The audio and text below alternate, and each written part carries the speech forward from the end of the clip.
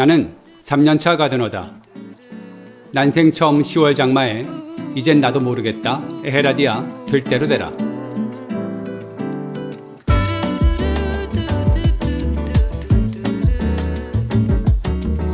매일매일 흐렸다가 비 오고 흐렸다가 비가 오는 요즘. 장마가 한창인 6월 말 7월 초중순에 그때가 아니다. 지금은 10월. 하늘은 맑고 높고 말도 살찌고 나도 살찌고 선선하고 상쾌한 바람이 마당의 꽃들도 살찌우는 5월만큼이나 아름다운 정원이 펼쳐져야 할 그런 멋스러운 시기. 그런데 어머나 10월 장마라니. 미모가 절정이어야 할 지금 꽃들은 고개를 숙이고 비와 습기에 문드러져 반짝반짝 빛나는 가을 정원의 모습은 온데간데 없이 우중충. 그래서 내 마음도 우중충. 이 계절이면 오늘도 내일도 아침부터 저녁까지 마당에 나가 꽃들과 함께 놀아주어야 하는데 지금 빗속으로 걸어가는 나는 우산이 없어요.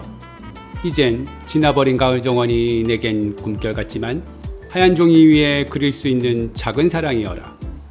이렇게 가을 정원을 영영 떠나보내야만 할까 싶지만 그래도 다행히 하루 정도 개인 날이 있어 미루고 있던 마당일 님 케이크 주기를 서둘러 진행했다.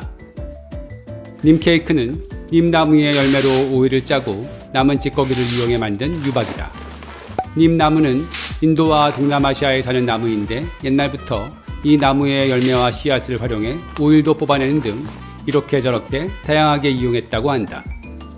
특히 님 오일은 해충을 퇴치하는 천연살충제 효과가 있다고 알려져 있는데 만화가 직접 장미들에게 사용해본 바로는 잘 모르겠음. 병충해는 그대로인 것 같고 괜히 장미잎만 더 상하는 것 같고 그래서 그 대체품으로 님 케이크를 구입해 때 되면 빌어주듯이 주기적으로 장미 주위에 넣어주었다. 하지만 역시 병해충 방지에 효과가 있는지는 잘 모르겠음.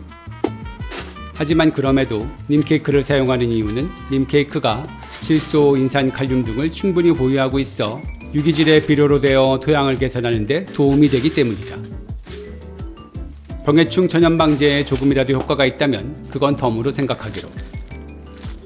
겨울이 되기 전 토양 개선을 위해 퇴비를 주기도 한다.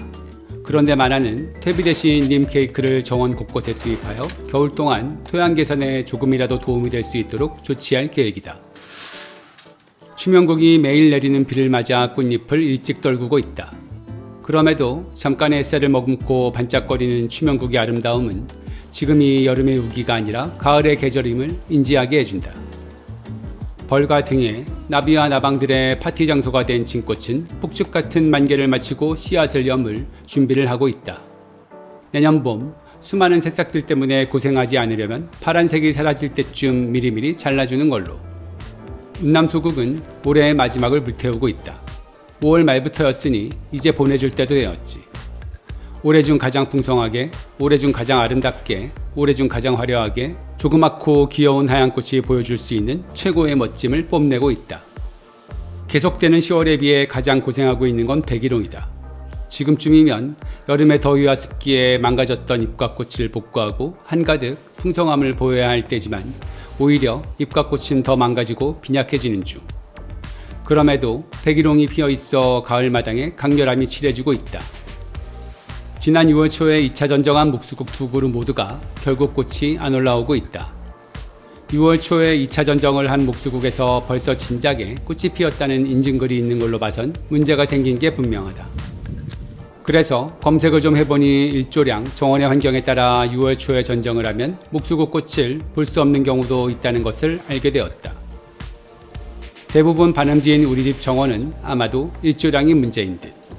그러니 가을 목수국 꽃을 위한 2차 전정은 내년에는 올해보다 한 달 앞당겨 5월 초에는 끝내는 것으로 계획을 세우기로. 이렇게 정원과 가드닝은 매년 예측대로 진행되지 않는다. 작년에는 만개했던 꽃이 올해는 빈약하게 피어나고 작년에는 빈약했던 꽃이 올해는 만개의 기쁨을 준다. 올해 처음 시도했던 목수국 2차 전정은 실패했지만 이런 실패로부터 내년 정원을 위한 새로운 계획이 만들어진다.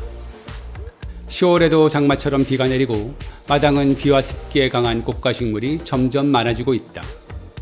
정원과 가드닝이 매년 똑같은 일들이 루틴하게 반복된다면 재미가 덜했을 수도 있겠다. 매년 새롭게 배우고 새롭게 깨우치는 것이 있으니 50 중반을 바라보는 나의 인생도 매년 새롭게 성장하는 느낌이다. 추신, 그래도 비는 좀 그만 오면 안 될까? 그럼 만화의 가드닝 일기, 오늘은 이만.